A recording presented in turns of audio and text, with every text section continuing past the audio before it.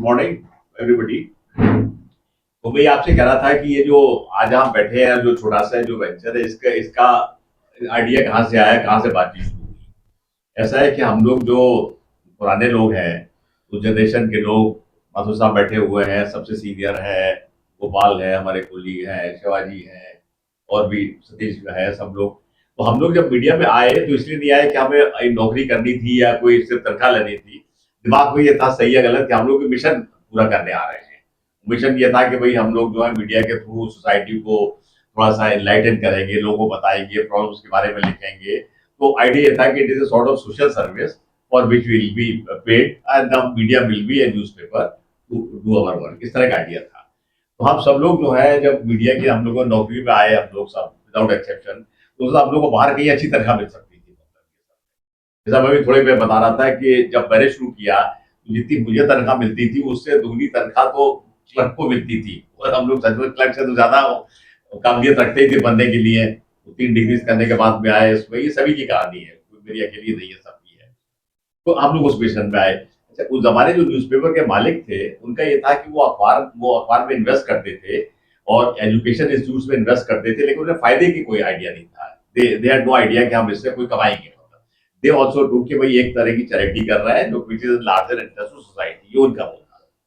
धीरे धीरे क्या हुआ कि जमाना बदला, मालिकों की वो जनरेशन जो खत्म हो गई, और जो नई जनरेशन है उसको पता लगा कि जर्नलिस्ट तो बड़े इंपॉर्टेंट है, बड़े इंफ्लुएंशियल होते हैं, सब है, उनके कॉन्टेक्ट होते हैं, मिनिस्टर्स है, ब्यूरोक्रेट्स है, सब है, बड़ा सोशल क्राउड होता है। उन्होंने कहा why not to make commercial use होते हैं। तो ये सब हुई। तो हम लोग सब जो है थोड़ा थोड़ा जो है इसमें निधि वसूल करते रहे। लेकिन ये था कि भाई सर्वाइव करते थे, कोई और तरीका भी नहीं था। तो 84 में मुझे, I was pretty young, I was 38, तो मुझे मौका मिला कि मैं पायनियर की, मैं I went to a top position, और मुझसे कहा गया कि मैं उनका एक एडिशन सेट करूं जाकर। यार मैं गया। बाद में मेरी समझ में आया कि मैं समझता था कि वो, ये बात मेरी बहुत देर में समझ में आई कि मैं समझता था कि मैं बहुत अच्छा जर्नलिस्ट हूँ और मैं क्या करना चाहिए स्किल अच्छी तरह जानता हूँ, या पार्लियामेंट्री कॉरेस्पोंडेंट हूँ अच्छा, इसलिए मुझे जॉब दिया गया। 2 साल बाद मुझे रियलाइजेशन हुआ कि जॉब इसलिए दिया गया, उनको ये गलत फहमी थी कि मैं क्योंकि पार्लियामेंट कवर करता हूँ, मैं बड़े बड़े आदमियों को जानता हूँ। आप पार्लियामेंट कवर करेंगे तो जानेंगे ही। बहुत छोटा सा सर्किल होता था जर्नलिस्टों का, तो आप मंत्री है, उसे मिलना है तो बड़ी मामूली बात होती थी, सब है। मुझे लगता था कि मैं इतने कॉन्टेक्ट से तो शायद मैं उनका जो है बड़ा फायदा करा सकूंगा, मतलब ये सब है। ये मुझे बाद में पता लगा, मैं सोचा कि मुझे शायद मेरे कैलिबर की वजह से उन्होंने लिया है, सब है। खैर, ये रिलेशन बाद में हुआ, बड़ी लंबी कहानी है, तो मैं नहीं कहना चाहता। तो मैंने ये देखा कि मतलब ये तो कर रहे हैं, और बड़ा ह्यूमिलेटिंग एक्सपीरियंस होता था कि भाई ठीक है, वो कर रहे हैं, लाला वाला कर रहे हैं, सब है। जैसे एक बार मुझसे कहा गया कि एक जूनियर था लड़का, इसको आप नौकरी से निकाल दीजिए। मैंने क्यों निकाल दूं? बोले कि इसने गलती करी है खबर में। मैंने कहा गलती तो सभी से करते हैं, कोई भी ऐसा जर्नलिस्ट नहीं है या कोई जो कि गलती ना करे, मतलब because the work is done in great hurry. बोले नहीं नहीं, वो हम चाहते थे निकाल दीजिए। तो मैंने कहा नहीं, मैं तो निकालूंगा इसको, मतलब ये इनके साथ भी ये बात हुई है। वो बोले कि क्या है, तो मैंने कहा ठीक है, आप बहुत इंसिस्ट करते हैं तो ठीक है, 2 रेजिग्नेशन लेटर्स आपको मिलेंगे, किसका मिलेगा, एक मेरा मिलेगा, मतलब ठीक है। बस इस तरह के संघर्ष आते थे, तो सब बात होती रही। तो मैंने ये सोचा कि ये सब जो हो रहा है तो हम लोग क्यों कर रहे हैं। तो ये पता लगा कि भाई सब ऐसा है कि वो बड़ा पैसा वैसा लगा रहे हैं, और उनके पास है वही, अब एक न्यूज़पेपर सेटअप कर सकते हैं, and we had no other option but to work for them, मतलब। तो मैंने असेस किया कि मतलब ऐसे क्या लगाया है उन्होंने, क्या किया है। तो मैंने ये देखा कि जो मैं एडिशन सेट कर रहा था कि एक बड़ी जो मशीन थी, उस जमाने प्रिंटिंग मशीन आती थी करीब 13-14 लाख की। मैं आपको बेटी की बात करूं, उसको छोड़ के उन्होंने कोई बड़ा ऐसा पैसा नहीं लगाया था। और मामूली सी चीजें थी, शेयर ले लिए, मतलब वो मकान किराए पे ले लिया, कुर्सियां ले ली, मेज ले ली, सब है। और ज्यादातर ये चीज भी उनको क्रेडिट भी मिल रही थी क्योंकि बिजनेस का मामला था। तो मैंने सोचा कि ये सब जो है, तो ये क्यों नहीं ये है कि जर्नलिस्ट आपस में मिल करके, ज्वाइन करके ये कर सकते हैं, जबकि हमारा इतना क्लाउड है सब में, मतलब as editor I could walk into chief minister's house without appointment, तो why can't we do that. तो मैं जहाँ रहता था लखनऊ में, वहां वहां पर एक सुबह मॉर्निंग में वो रहता था, एमएलए फ्लैट में उन्होंने मकान दे रखा था, फाइनल कैंडिडेट का भी उस मकान था जिसमें मैं रहता था। हमारे बगल में एक सक्सेना साहब रहते थे, वो वहां पर डायरेक्टर ऑफ कॉपरेटिव थे। तो हम लोग इधर मिले, तो मैंने उनसे कहा कि सक्सेना साहब, आप हर एक आदमी को बिजनेस करने के लिए पैसे दे देते हैं, और जर्नलिस्टों को क्यों नहीं देते हैं? If you give us money we can start our own ventures, और ये जो हमारे ऊपर जो प्रेशर होता है मालिक का और सब, ये आप करने का नहीं रहेगा, will do our own jobs and all that. तो हमने कहा why don't you give it to us. तो बड़े सीरियस हो गए, बोले कि हाँ देखते हैं। आप देते तो जर्नलिस्टों को जरूरत ही नहीं पड़ती इस ह्यूमिलिएशन को बर्दाश्त करने की। मुझे 10-15 दिन बाद फिर मिले, बोले कि आपने कहा था तो मैंने सारे यूपी में सब डिस्ट्रिक्ट्स में अपने डिस्ट्रिक्ट कोऑपरेटिव ऑफिसर्स को लिखा और इन्होंने कहा कि आज तक किसी एक भी जर्नलिस्ट ने वेंचर शुरू करने के लिए क्रेडिट नहीं मांगा है, थोड़े सिंगल वन है। मुझे बड़ा ताज्जुब हुआ, मैंने कहा ये तो पता लगा कि जर्नलिस्ट जो है उसमें इंटरप्राइज ही नहीं था ये सब करने का। मैंने उसके बाद कई दोस्तों से कहा कि ये पॉसिबल ये है, तो हमसे बोले नहीं ये पॉसिबल नहीं है, कहाँ से आएंगे आप लोग, पैसा लाएंगे, ये सब लाएंगे। तब तक नई टेक्नोलॉजी आ रही थी तो, और ये जो हमारी प्रोडक्शन की जो थी कॉस्ट जो थी कट होती जा रही थी। इसके आपका ये कंप्यूटराइजेशन के आने के बाद जो मालिकों ने बहुत बड़ा झूठ बोला वो ये कि हमारी कॉस्ट बढ़ा, क्योंकि फैक्ट ये था कि मैंने तो इसको स्टडी किया, कंप्यूटराइजेशन के बाद जो न्यूज़पेपर प्रोडक्शन की कॉस्ट थी वो it came down almost two half, क्योंकि सबसे बड़ा खर्चा होता था, बहुत बड़ी मशीन होती थी, उसके बाद उसमें आपका समझिए लैंड वगैरह मिल रहा है, बिजली का बड़ा खर्चा आ रहा है, यहाँ से वहां तक आपको बड़ा इतना बड़ा हॉल चाहिए होता था। When computers came, you could start launch a newspaper a room of this size, मतलब सारा खर्चा बच गया। मतलब अच्छा, फिर कंप्यूटर की वजह से था कि वो जो इंस्टीट्यूशंस थे प्रूफ रीडर के, कंप्यूटर के, उसकी जरूरत ही नहीं रही क्योंकि everybody was working on computer, तो cost came down drastically, but the newspaper owners kept saying कि सब बहुत खर्चा हो रहा है, बहुत खर्चा हो रहा है। तो मैंने कहा कि why not we use this technology to start our own cooperative so that we become more owners and all that. फिर मैंने ये भी देखा कि वेस्ट में जो है क्या करना चाहिए, एडिटर जो है वो मालिक है पेपर का, पब्लिशर जिसको कहते हैं वो लोग अपना, यहाँ पर हम लोग जो है कि मालिक कोई और है, we work for business interest and all that, उनके अपने इंटरेस्ट है। फिर मतलब ये हुआ कि 74-75 84-85 का इलेक्शन था, उसमें अमिताभ बच्चन साहब ने इलेक्शन लड़ा और वो जो है एमपी बन गए इलाहाबाद से। अमिताभ बच्चन साहब के जो पॉलिटिकल सेक्रेटरी बने वो एक जर्नलिस्ट थे जो मेरे जूनियर थे दिल्ली में, मतलब ये सब तो मेरे पास आए, बोले कि वो अमिताभ बच्चन बन गए हैं तो ये है, आप एडिटर है, उनको प्रमोट की, बताइए कैसे करें। तो मैंने कहा ठीक है, मैं एक रिपोर्टर को भेज देता हूँ, उनका इंटरव्यू छप जाएगा। बोले नहीं नहीं आपको चलिए, सब है ये सब। मैंने कहा कि भाई इंटरव्यू लेने एडिटर्स वगैरह तो नहीं जाते हैं। बोले नहीं आप चलिए। तब मुझे ये लगा कि भाई ठीक है, ये बिकम एन एमपी, और ये था कि वो राजीव गांधी के राइट हैंड मैन है, तो मैंने कहा पता लगा किस तरह के आदमी क्या वो करेंगे।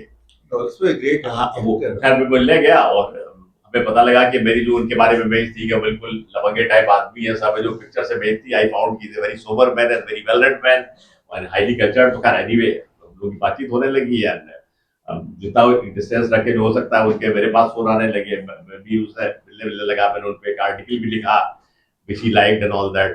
हमारे मैनेजमेंट को पता लगा साहब ये बात, तो मुझसे कहने लगे कि ऐसा है कि हम लोगों की फैक्ट्रीज थी, तो एक गाजियाबाद में फैक्ट्री थी, वो जो है गवर्नमेंट ने ले ली या बंद पड़ी है सब है, तो अमिताभ बच्चन से कह दिए हम दिलवा दें। तो ये बात है, मैं क्या कह दूं। बोले नहीं नहीं आप उनसे कहिए कि वो राजीव गांधी से कहते हैं कि तो मिल जाएगी मुझे, मतलब मैं पहले तो टाल मटोल करता रहा। मैंने कहा ये, फिर बाद में एक दिन मैंने उनसे कहा कि सब ऐसा है कि हम ये जो है क्या करना चाहिए, ब्रोकरेज करने के लिए थोड़ी पत्रकार बने थे, God is on level profession, हम अपना काम करेंगे।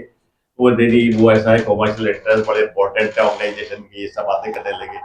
मैंने कहा फिर ऐसा करिए, कुछ जर्नलिस्ट से काम करते हैं, उनसे आपको मिलवा दूंगा, उनसे करवा लीजिए, मैं तो करूंगा नहीं ये काम। मतलब खैर तकरार बढ़ी, ये सब हुआ और ultimately I found it is not possible for me to continue, मैंने छोड़ दिया। लेकिन मेरे मन में एक कीड़ा था कि why can't journalist be their own owners.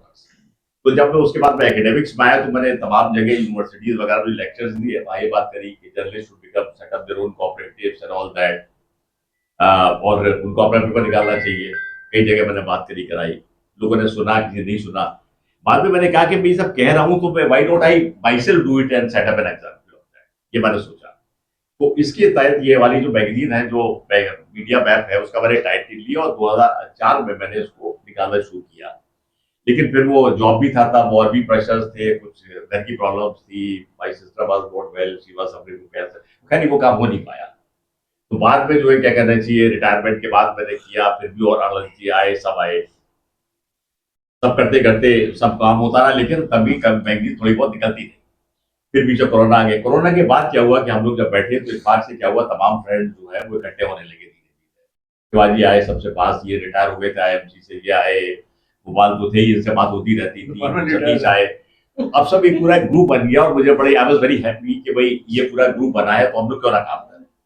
तो हम लोगों ने एक वेबसाइट सेट करी जो कि हम लोग करीब 1.5 साल से चला रहे हैं। तो उसमें हमने क्या किया कि खास तरह के आर्टिकल लिख करके हम लोग हिंदी इंग्लिश में वेबसाइट को सब देते रहते हैं। सब है ये मैगजीन जो बीच में बंद हो गई जिसको हमने रिवाइव किया, तो फिर तमाम ये आइडिया हुआ। अच्छा, इसी बीच में क्या हुआ कि लखनऊ में हम लोगों ने कोशिश करी थी एक मीडिया इंस्टीट्यूट सेट करने की, तो वह सामान था, ये सब वहीं से आया है सामान। तो भाई ये हुआ कि उसको यहाँ क्यों ना हम लोग चालू करें, मतलब गोपाल से भी बात हुई, सबसे हुई, सब हुआ। शिवाजी साहब और इंटरेस्टेड हुए, बोले कि भाई वहां पर आपके पास है कैमरा वैमरा सब है, तो हम लोग यूट्यूब पर नहीं लॉन्च कर देते हैं, मतलब। तो हमने कहा ये अच्छी बात है। तो आज आप जो बैठे हैं उसमें बीच में हम लोग ट्रायल करते रहे कि प्रोग्राम्स किए सब है, तब तक शिखा मैडम जुड़ गई हम लोग के साथ, शिवाजी की ये फ्रेंड्स थी, ये सब था, तो ये सब होता रहा।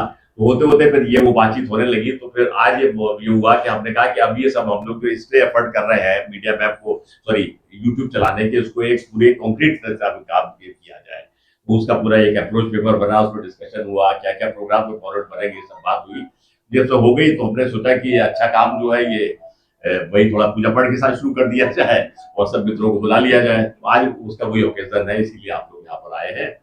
तो ये जो है हम लोग कर रहे हैं। आइडिया ये है कि हम लोग जो है क्या करना चाहिए, एक ऐसा नैरेटिव सेट करें जो कि वेस्टेड इंटरेस्ट से ना हो, किसी पॉलिटिकल इंटरेस्ट से ना हो। We should be in the interest of general public and the welfare of the country. ये नहीं, देखिए ऐसा है कि जो प्रोफेसर माथुर ने कहा वो एक बहुत महत्वपूर्ण बात उन्होंने आज कही है। देखिए जो घुटन आज आप महसूस कर रहे हैं और हम लोग जो उस एरा के पत्रकार रहे हैं, हमको ये लगता है कि जो हमने परिकल्पना की थी अपने मुल्क की, अपने देश की, अपने समाज की, वो विकृत होती जा रही है। हमें लग रहा है कि वो सब समाप्त हो रहा है, जिसको कि अंग्रेजी में हम लोग एक लफ्ज इस्तेमाल करते चले आए, आइडिया ऑफ इंडिया। जो आइडिया ऑफ इंडिया इमर्ज हुआ फ्रीडम स्ट्रगल के दौरान, led by Mahatma Gandhi and others, including the revolutionaries. The idea was to have a country where the minor differences, ये जो आपके अंतर हैं, जो धर्म आधारित होते हैं, जो जात आधारित होते हैं, जो रीजनल आधारित होते हैं, उन सबको करते हुए एक ऐसे इंडिया की हम लोग बनाएं जो दुनिया में सम्मानित हो। और मेरा अनुमान है आप लोग उसी दशक, उसी एरा के हैं, प्रोफेसर माथुर कई माथुर साहब हमसे भी सीनियर हैं। तो उस दौरान में हमारी जो आज की इकोनॉमिक स्ट्रेंथ हमारी है कि हम 5 billion trillion economy, 3 trillion economy and all that, वो ना होते हुए भी जो हमारी विश्व में इज्जत थी।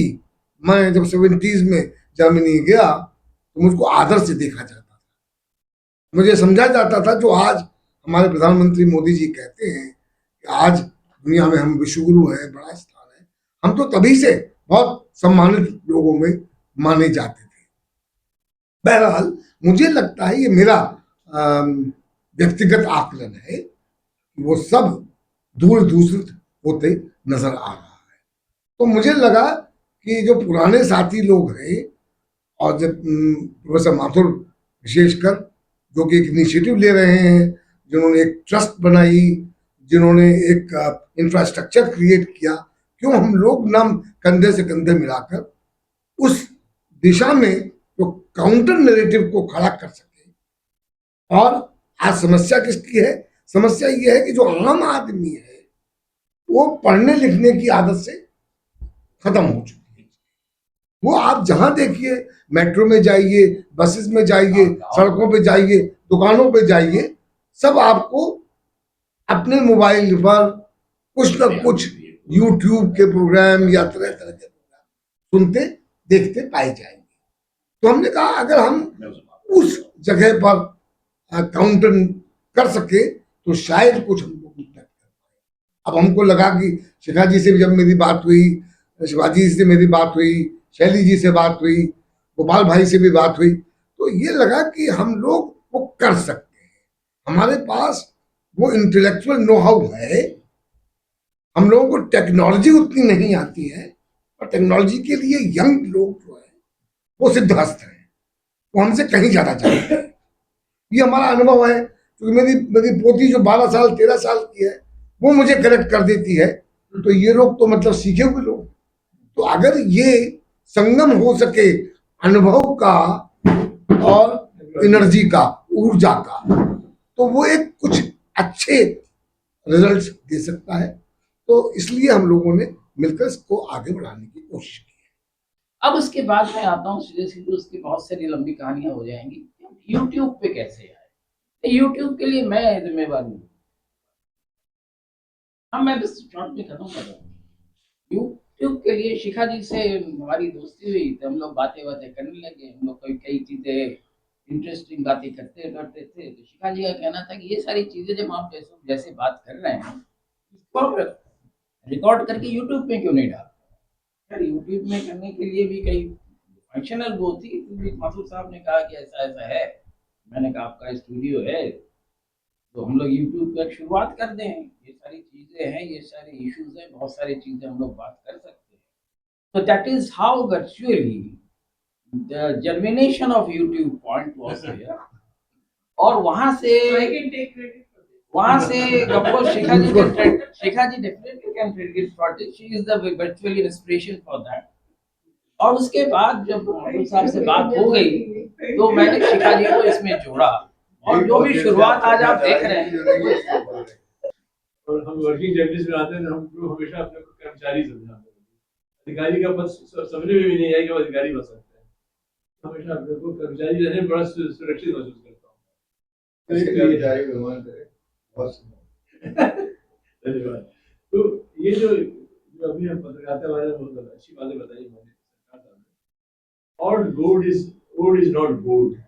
उतना ही कमीने थे पत्रकार जो आज है, मालिक उतने ही दुष्ट थे जो आज। कोई फर्क नहीं है। आपको अपनी आजादी, अपनी स्वतंत्रता को बचाए रखना है। इंडिविजुअल है। तो हम जो कह रहे हैं, चैलेंज जो निकाल रहे हैं, वो किसी पत्रकार ये नहीं निकाल रहे हैं। Citizen has the right to express himself and we are fighting for their cause. मेरा अनुरोध ये है कि जर्नलिज्म को चलाने के लिए मैनेजमेंट चाहिए। बिना मैनेजमेंट के कौन चलाएगा? मेरा मतलब ये है कि इस समय सबसे बड़ा जो मीडिया जो है, it is an weapon and used by China against everybody. तो इसलिए मेरा क्योंकि मैं चाहता हूँ कि हम लोग भी उतने ही कम से कम पावरफुल हो जाए। हमको लड़ना नहीं, लेकिन अपने प्रोटेक्ट तो कर सकें। हम कौन तय करने वाले हैं? अच्छा, मैं चूंकि प्राइवेट सेक्टर की बैकग्राउंड से आई हूँ, मुझे ना पॉलिटिक्स का पता था ना जनरल। अरे क्या बात करते हैं सब। लेकिन मेरी फैमिली फ्रीडम फाइटर्स की थी, तो we grew up on those stories. क्या स्ट्रगल था फ्रीडम मूवमेंट का, और वो स्टोरीज की जो हमारा वैल्यू सिस्टम था वो उस पर बेस्ड था। और फादर मेरे राइटर भी थे। तो जैसे ही मैं कुछ फारिग हुई पर्सनल जिम्मेदारियों से, और कुछ इधर माहौल बदला, सरकारें बदली, तो धीरे धीरे मुझे लगा कि एटमॉस्फेयर बड़ा टॉक्सिक हो रहा है सोसाइटी में। जो हिंदू मुस्लिम चीज है वो मुझे बड़ी अखरती है कि मैं जिस इलाके से आती हूँ उसमें आधी पॉपुलेशन मुस्लिम है। हमारे घरों में जितने लोग काम करते थे, सुबह सुबह आके अम्मा जी को कहते थे सरकार चला। तो मैं कहती थी ये तो, और हमें ये नहीं मालूम था, हमें नहीं, छोड़िए, ये बड़ी इंपॉर्टेंट बात है सर। हम जब छोटे थे तो हमारा जिम्मेदारी का एक गाँव था, बहुत मुसलमान थे, तो घर में बहुत काम करते थे वो, खेती के सब तमाम काम। उनसे मैं और मेरी छोटी बहन, हमने तब मक्का के बारे में स्कूल में पढ़ा था। हम उनसे पूछते थे मक्का गए हो, तो वो कहते थे मुन्नी वो क्या हो गए। तो हम कहते तुमको मक्का नहीं पता? तो कहते नहीं, हमें नहीं पता। तो ये मैं आपको बात बता रही हूँ 70s की, कि वेस्टर्न यूपी के गांव में मुसलमान को मक्का नहीं मालूम था। और अब तो हम उनको बताते थे ये मक्का है, वहाँ जाना चाहिए, मुसलमान जाते हैं, क्यों जाते हैं ये हमें भी नहीं पता था, हम तो बच्चे थे। तो उस तरह की सोसाइटी थी जिसमें इतनी सिनर्जी बिल्कुल नहीं था। मुझे लगता है कि हमें सोसाइटी में जो हो रहा है इसके बारे में बात करके एक चेतना जगाने का काम। तो मेरा सोल पर्पस यही है। माथुर साहब से मिली यहाँ पर आकर, is a very veteran journalist. ये थोड़ा ये जरूर है कि कोई भी बात कहते हुए ये 40 साल पहले मेरे फादर की भी आदत थी कि वो इतिहास में जाते थे, तो ये भी इतना तो नहीं करता जितना आज है। मेरे फादर वो कुछ दिन भी भूल नहीं बात सकते हैं ना। मेरे फादर कुछ भी बात करते थे, एक मेरे अंकल आते थे तो वो भी जर्नलिस्ट थे। पापा कुछ भी बात होती, पापा हिस्ट्री में जाते थे तो अंकल ने मुझसे कहा एक दिन, अंकल बोले मैं हमेशा से सोचता हूँ कि जनाब को तारीख में जाने की क्या बीमारी है। जनाब ने एमए हिस्ट्री में किया था, ये बीमारी तो मुझे झेलनी नहीं पड़ी। हम लोग ये नया चैनल यूट्यूब पे स्टार्ट करने जा रहे हैं और मेरी शुभकामना है कि वेंचर हो आप लोगों का। बस इतना कहना चाहता हूँ कि यूट्यूब पे बहुत से चैनल्स हैं, मैं देखता हूँ कोई एस्टेब्लिशमेंट के समर्थन में है, कोई विपक्ष के समर्थन में है, और कभी कभी मतलब बहुत ही मतलब लगता है कि चाहे वो अपोजिशन का हो चाहे वो गवर्नमेंट का हो, बहुत ही बायस्ड है, बहुत ही बायस्ड है। जैसे अब मैं देख रहा था विपक्ष को समर्थन देने वाले चैनल्स बहुत से वो इस तरह की हेडलाइंस लगा रहे हैं उसमें कि बस प्रियंका गांधी ने ये बोला तो मोदी जी की नींद उड़ गई, किसी ने कुछ कहा, किसी इस तरह के तमाम है। हाँ, वो अजीब टाइटल होते हैं बस। और कोई ज्योतिषी से भविष्यवाणी करवा रहा है कि बस मोदी जी का समय खत्म, मोदी जी जा रहे हैं और मोदी जी फिर आ गए। तो इस तरह से, और ना इस तरह से कि सरकार के समर्थन, तो ये दोनों ही चीजें मतलब आप लोगों को निष्पक्षता अपनी और जनता की आवाज बनना चाहिए। सामाजिक जो ताना बाना है जिसको तोड़ने का प्रयास हो रहा है आजकल, उसको फिर से पुनर्स्थापित करने की और सही रास्ते को पकड़ के अपनी जनता की आवाज बनने की कोशिश करनी है।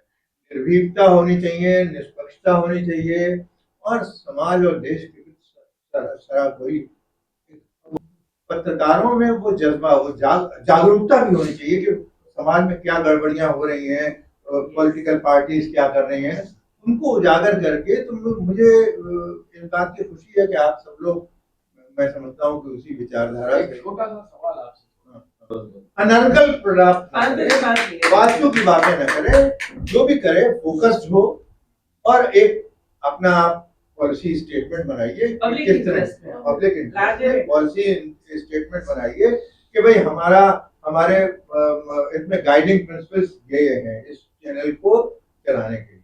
तो वो गाइडिंग आपने बताया और वो गाइडिंग प्रिंसिपल्स ऐसे होने चाहिए जो समाज और देश और राष्ट्र के हित में, क्योंकि हम लोग सब कोई अपना पर्सनल इंटरेस्ट किसी का नहीं। अब हम लोग सब जी चुके हैं अपनी जिंदगी। हमारा आपको बताइए, तो मेन चीज ये है कि आप अपने रास्ते से भटके नहीं। जो रास्ता आज डिक्लेयर कर रहे हैं कि हमें ये करना, ये नहीं कि थोड़े दिनों बाद उसमें डेविएशन होने लगे और फिर अपना स्वार्थ, हमें रूटीन बातें नहीं करनी चाहिए। और आप और सबसे इंटरेस्ट और जो बढ़िया बात कही, let us follow him in little speed. और जो शिखा ने कहा कि मतलब जो सामाजिक ताना बाना जो ये विध्वंस कर रहे हैं लोग, उसको उसके ऊपर जरूर मतलब अटैक होना चाहिए कि ये विध्वंस रुके किसी तरीके से, और ये पुरानी सामाजिक समरसता जो है। सर, अगर ये विध्वंस बस मेरा ये ऐसा है कि फिर मैं आप लोगों को बधाई भी दे रहा हूँ, शुभकामनाएं भी दे रहा हूँ कि ये चैनल आप लोगों का खूब बढ़िया चले और इसकी चर्चा हो। ये नहीं कि 2-4-10 लोग हम लोग जो चैनल से संबंधित हैं। ऐसा है कि लोग कर रहे हैं। मैं ये कहना चाहता हूँ कि जैसा सतीश भाई ने कहा, बहुत अहम बात उन्होंने कही। हम सब लोग अपने फील्ड्स में बड़े पारंगत थे, सब था, ये सब था, लेकिन जब तक हमारे पास टेक्नोलॉजिकल बैकअप नहीं था हम कुछ नहीं कर सकते। और टेक्नोलॉजिकल बैकअप बड़ा आवश्यक है, ये है। और जैसे मैं बता रहा था कि आपकी नई टेक्नोलॉजी आई है, वो तो बहुत ही यूजर फ्रेंडली भी है, सिंपल भी है, कॉस्ट इफेक्टिव भी नहीं है। तो ये तब तक पॉसिबल नहीं होता है जब तक ये ना हो। तो हमारी इसको जो पूरे जो आप देख रहे हैं, जो भी पॉसिबल हो पाया है, चाहे वेबसाइट हो चाहे और कुछ हो, इसकी पूरी टेक्नोलॉजिकल जो बैकिंग है या जो भी कुछ वो है, वो जगदीश गौतम जी ने करी है। और इनके लिए आप एक तो तालियां बजाएं। और मैं एक छोटा सा एक नजर देना चाहता हूँ, मामी जी देंगी इनको नजर। ये जिन्होंने सब कुछ किया जो भी पॉसिबल आप हो पा रहा है यहाँ पर, या हम लोगों के सब चाहे हमने इन्वेस्ट किया हो उसमें फोटो या कुछ और किया हो, सब वो सब ऊपर तक नहीं है unless he would have right that's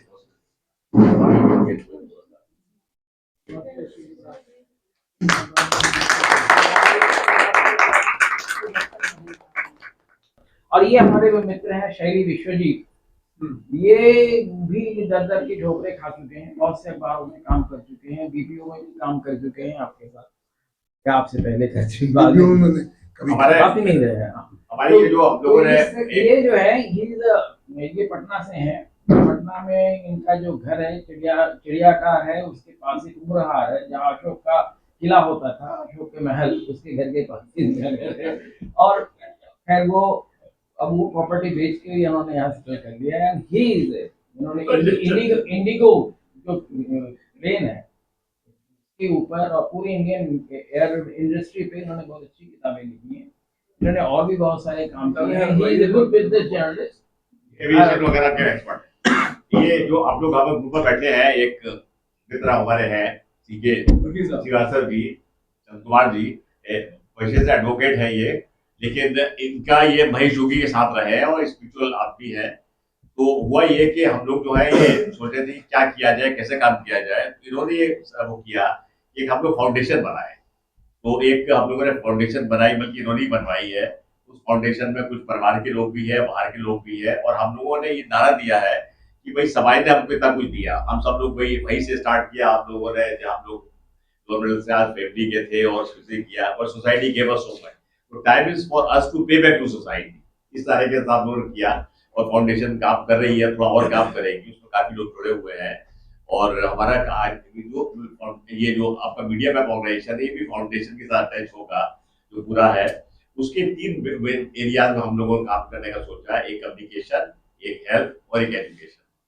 तो ये वाला जो है क्या करना चाहिए, ये वाला जो हम लोग काम करें, कम्युनिकेशन उसकी जो बेटी है उसका काम है।